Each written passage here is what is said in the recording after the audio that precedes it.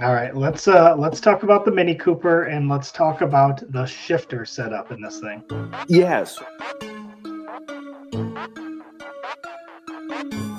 Anyways, all right, guys, welcome to episode 138 of the Drag Drive Repeat Show presented by Summit Racing. Tonight, So this is the car that I drove in high school and college. It is a 1966 Austin Mini. This car was sold new in New Zealand, and I bought it off the guy that imported it. So originally, it was 848cc four-cylinder with a non-synchro mesh transmission. So I don't know if how many of the people that are listening are familiar with this specific variety of A series engines. The oil, the transmission is also it's underneath the car, so the oil for the engine and transmission is the same thing. So basically the transmission is the oil pan, effectively. interesting. Yeah, and so now it has 1,380 cc's of just raw power. I used to do like a lot of lapping days on road courses in this car in a different life, and then so over time, given the progression of muscular dystrophy, I can't really operate a clutch anymore. So if you want to flip to that other photo, local cool dude. Well, actually, I say local cool dude, but guy from Austria, Tom Taschner. He cajoled me into putting an air shifter on this. So that red button activates the clutch. And so, so that's basically push the button, holds the clutch in, shift gear or change gear, let it go, and then off I go. So it's effectively like a hand clutch for this car. It works really well. There's an air compressor and a little tank on there, and so I can just kind of toot around and be able to enjoy a manual transmission again. So it's real. Yeah, it's one of those like makes you feel real good when it works just right. Yeah, that's pretty awesome. And Tom, Lucky 8 Performance, man, he's Yes. building the Caprice for the circuit, so it ought to be wild. Big cubic inch twin turbo LS setup. Oh yeah. Like I rode in that car in a different iteration, and like it is probably one of the nicest riding box Chevys I've ever been in. I was like, this is all right. This is real good. Yeah, he's awesome. That car, man, I got to get down there and hang out with you, dude, because that car is super cool. Oh, thank you. Yeah. It's a fun time. It's one of those like it's one of those you just can't be upset in it, right? You know. And so it's just there's not enough room for you to be upset in that thing. That is very correct. That's very correct. You know, and I think that you probably feel the same way about Stanley. There's just a whole bunch of stuff that you just can't outrun it, right? It's just such a fun time and makes you feel a certain way. That's so cool. Well, I want to tell some stories here because I rode along with Tom Bagley for the night. Did not know what I was getting myself into. So if you guys haven't seen the video yet, I basically vlogged it. It was very weird for me to get back in that mode. But I joked about it earlier in the show about the tire swap that we did at the gas station. We left Bradenton. It was dark. We pull over 4 miles in, and he's struggling with the wheel, like it's out of alignment all of a sudden. He's like, it didn't do this before. This is important. Didn't do this before. I'm like, well, dude, I'm 200 something pounds over here in the passenger seat. Maybe that's what it is. Even though it was pulled to the left really hard. So, we joked about that. Well, we make it 5 or 6 miles, and Danny Grubau's rear axle decided it didn't want to play nice anymore and slid out just about this much to where it couldn't grab teeth of the axle or the center diff splines. So that was fun. That was 4 hours on the roadside. Well, the whole time, Tom is doing an alignment in the parking lot. We're measuring tires and all this kind of stuff. He gets it close, messes with it for like an hour and a half, finally gets it close, right? We leave after 3 hours. It's now after midnight. We're driving along. We get to just before we turn left onto A1A, and we're at a gas station getting fuel. And he looks down, and the tires is 2 different size tires, but it's a 235/50 in the front and a 245/50 in the back. Okay, not enough difference that when you're in a rush because you've just ran 2 personal bests back to back to close the day out, and you're throwing tires so you can get out of there. You don't notice that because when they pulled in a different way than when they took the tires off. So they put the 2 tall tires on the right side and 2 short tires on the left side. Trying to do this all the time. So anyway, at one of those 1 a.m. gas station fixes, it was perfect after that. It was great because he had to like put all the settings back for the alignment and everything in the parking lot. Oh man, I'm sure the 7-Eleven people thought we were nuts. It was a good time. It's a real good time. And I think that's so indicative of these events where you're so focused on this one thing and you may overlook or not notice some minor detail, and then you're like, what have I done? Why have I done this to myself? I used my entire brain and I did this. And but from like sleep deprivation or concentration on something else, it's so easy to like look past something like that. But then on the flip side, it makes for amazing stories. Yeah. Racers know when you want performance that wins, you want AFCO. From shocks and suspension to cooling, brakes, and more. AFCO has been helping teams go faster for over 30 years. Built by racers for racers. Check out the AFCO Advantage and follow them today on social media for the latest in performance parts. AFCO Racing, built to win. Yeah, Eric and I joke about this all the time. Day 3 is the hardest on cars. Day 4 is hardest on people's brains. Yes. By then, you haven't had enough sleep. You've been out. You're dehydrated. All that kind of stuff. So it worked out really well. And then when we left the first route stop, which obviously was closed by that point, we left him some really good black marks. Good. Yep. Well. Yeah. Yeah, Danny, that was a very, very long night. Yeah, that was the night we didn't get in until 5:30. Oh, 5:30? Yeah, a.m. Yeah.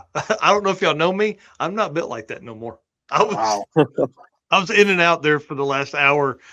We pulled over at one point for him to go back. He was talking to Danny about something, and he was like, usually, because when we stopped, I would jump out too. I was like, no, man, go ahead. I'm going to catch me a nap.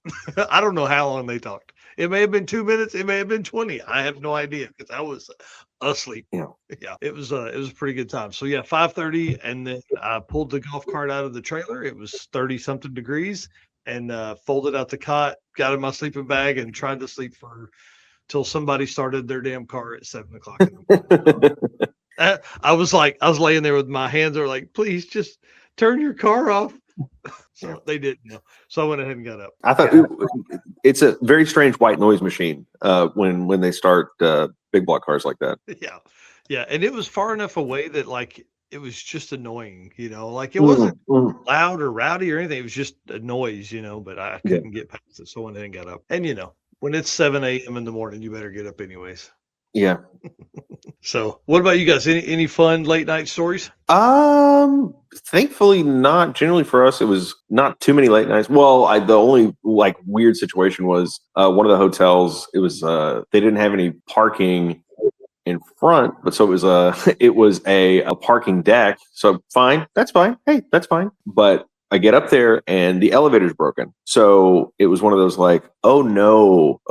But thankfully, I had the electric wheelchair, so I was able to navigate the whole situation and really get creative with sidewalks and those kind of situations. And again, it goes into one of those things that like for most people that's like not a concern, but there's so many places where I could have easily just like because of like the angle and all that kind of stuff, just fallen out of the chair into the road, just like just been stuck out there. And so so it's just funny stuff like that where it's like some of the stories aren't that exciting like to most people, but for myself it's like, oh no, the pucker factor is real high.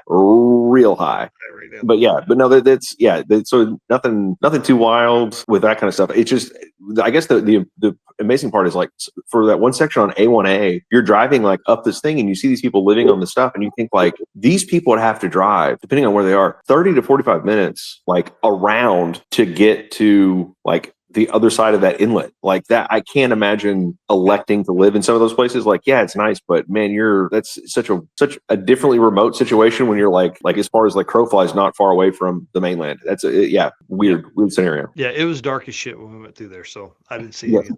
Well, I mean, yeah, that was pretty much it. I think that it must've been like a new moon or something. Cause it was dark as hell that evening. Yes. Yeah. Yeah. It was pretty wild. Did get to see a huge cruise ship though. That was kind of cool. Like, oh, cool. Yeah. Gigantic cruise ship that was all lit up and stuff. So that was pretty neat as we were cruising through there. Like you could just see it kind of off in the distance. I was like, what is that? Like, why would a hotel be so bright in the middle of like, what looked like residential area basically? And it was not a hotel. It was a floating hotel. Yeah, it was a good time. What else? What haven't we talked about? I don't know. Chris, you're awful quiet there. What do you got to say, buddy? He's living in FOMO for not being.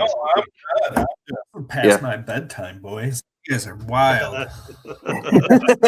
Yeah, I think that's the other part too. Is you're the change from the schedule. Yeah, when you're like, oh my gosh, like what? Oof. I'm not as young. That's the one thing that I think is the most salient part for myself. I am not as young as I once was. Like, we used to go bomb down from this side of the state to Florida in one day. And now it's like, no, man, not anymore. Yeah, no thanks. Not going to do that. I will say that I got home at like 10 o'clock Sunday night and My daughter, I take her to school at like 7 a.m. And that was early. Yeah, Real early. I think the hours go extra quick. Yeah. Oof. Yeah. Yeah, it was pretty bad. All right. Well, sweet. Well, y'all, thank you very much for being on tonight. I appreciate you guys coming, telling stories, kind of, being vulnerable enough, whatever I'm trying to say, Vulnerable. Yeah. To kind of get into some of that with us. I appreciate you doing that. No, we're happy to be here with you guys. So, thank you. All right. Yep. Well, what events next for you guys? I know Chris was talking about maybe coming this way some. You thinking like 666? You thinking maybe the circuit? What are you kind of looking at there? Brandon, what's next for you? Yeah, I don't know. We were just started talking about that a little bit, over the last week. So yeah, we'll just have to figure it out, see what works, and then, like I said, trying to get my car ready for Michigan. 6 Michigan miles this year. Got a few people going to do that, so that'll be a good one. And it's easy. It's close. It's down the street. So I got that one covered. But yeah, would love to come out that way for you guys. That'd be a good time. Yeah, for myself, it's just being this close to Route 66 for this year. It's just there's too many things that I've just got to be at all the places all the time. Yeah, so looking for all that kind of stuff, and I think, and also too getting people that aren't come to this part of the country, right? I mean, they're going to have such a good time. There are so many fun places, and differently, the people are excited about it in the towns that are surrounding it. They're going to have such a blast. Specifically, shout out Galena, Kansas. Like that place is so much fun. Yeah, big shout, Aaron Perry. And Brian Hayden with the shops there on the street, man. That like, dude, they're building a motor court. Like, they're building a new motor court for the 100th anniversary and on. It's going to be incredible. Oh yeah, it's going to be it's such a cool thing. I mean, like, yeah, and then it's such a just no notes. Just come and enjoy it. You're gonna have a blast. And then also too your events, the circuit, and then also those one day events. Those are going to be an absolute treat for people. Again, like low barrier to entry for that kind of stuff. Come out, enjoy a couple of days, and then and have a great time. Yeah, for sure. All right, well we'll put you guys backstage, and Eric and I'll finish out the show, and then you're more than welcome to hang out. We'll talk a bit after the show as well. All right. Thanks, guys. Yep. All right, sounds good. Thanks, guys. Sweet. All right, dude. Man, what a good show. I think a lot of great conversation in there, a lot of fun stuff. Got to hang out with, sorry, I was just going through the slides there. Got to hang out with Eric Saffel and Rex down there at Sick Week. Fun dudes, man. They had another guy show up that works with AFCO that like does a lot of motorcycle race stuff. And he was like, these guys have been driving these cars all week. He's like, we're like the semis and the trailers. And they were like, yeah, man, that's not how this works. So I think that's one of the coolest things about drag and drive. Somebody can pull in and see a sea of cars, see all the neat stuff. So, all right, man, send us out. All right. Once again, appreciate everybody tuning in. Felt good to be back after a week off, and man, so much fun stuff. Again, we're going to talk more about all the records and everything on Saturday morning, but appreciate all of our race car friends tuning in. Again, all the race car friends that came up and talked to you over the past week, and again, all of our race car friends members, appreciate each and every one of you. And again, all of our sponsors, can't do it without them. So Summit Racing Equipment, Deech Works, Molly Motorsports, Driven Racing Oil, Howard's Cam, J-Wire Solution, AFCO Racing Products, Performabelt Transmission, Car Chains 3D, Power Tube TV, WAF Racing, Sweet Patina, and Racing Junk. And we will see you guys on Saturday morning. Yep. Later.